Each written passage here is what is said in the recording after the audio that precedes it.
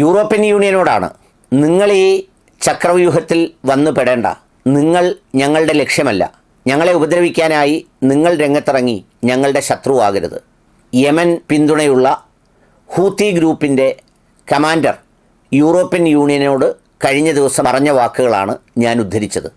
അമേരിക്കയും UK-യും പിന്നെ ഒപ്പം കൂടുന്ന ചില വാലാട്ടികളും അടങ്ങുന്നവരുടെ ആക്രമണത്തിനോടൊപ്പം യൂറോപ്യൻ യൂണിയനും ചേരരുത് എന്നാണ് ഹൂത്തി വിഭാഗം അഭ്യർത്ഥിച്ചത്. നിഷ്പക്ഷ നിലപാടിൽ അതിനെക്കുറിച്ചാണ് എനിക്ക് പറയാനുള്ളത്.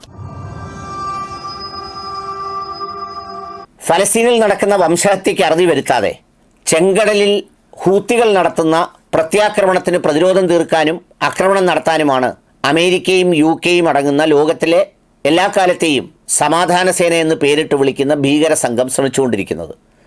അവർ കപ്പലുകൾക്ക് സംരക്ഷണം നൽകുന്നു, പലയിടങ്ങളിലും ആകാശാക്രമണം നടത്തുന്നു. ഇതെല്ലാം നടത്തുന്നതോടൊപ്പം തന്നെ പടക്കം പൊട്ടിക്കുന്നത് പോലെ അടിയും ഏറ്റുവാങ്ങുന്നുണ്ട്. ഇത് അവർക്കിടയിലുള്ള ഒരാക്രമണം മാത്രമാണ്. ഈ ചെങ്കടലിലൂടെ തന്നെ ചൈനയുടെയും മറ്റ് പല രാജ്യങ്ങളുടെയും ചരക്ക് കപ്പലുകൾ നിർഭയം നിർബാധം പോകുന്നുമുണ്ട്. എന്നാൽ ചിലർക്ക് എന്തായാലും ധൈര്യക്കുറവുള്ളതുകൊണ്ട് ചുറ്റിക്കറങ്ങിയാണ് പോകുന്നത്.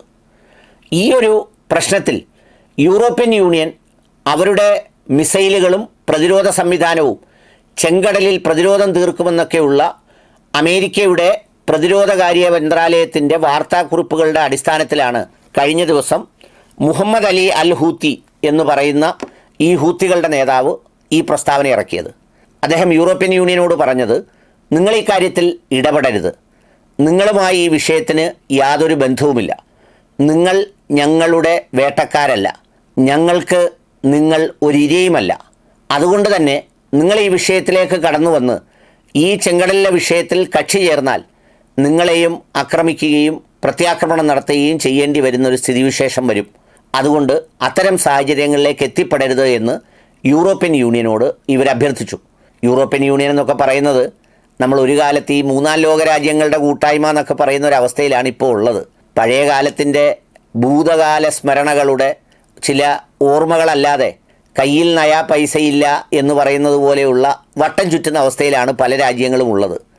എന്തൊക്കെയോ ചെയ്ത് നോക്കിയിട്ട് ഒന്നും എത്താത്ത അവസ്ഥയിൽ നിൽക്കുന്നവർ. അതുകൊണ്ട് ഇതിനിടയിലേക്ക് വലിഞ്ഞു കയറി വന്ന് വെറുതെ ഇരയും വേട്ടക്കാരുമാകണ്ട, മാന്യമായി അകലം സൂക്ഷിച്ച് മുന്നോട്ട് പോകുന്നതാണ് നിങ്ങൾക്ക് നല്ലതെന്നാണ് ഹൂത്തികളുടെ അഭിപ്രായ പ്രകടനം.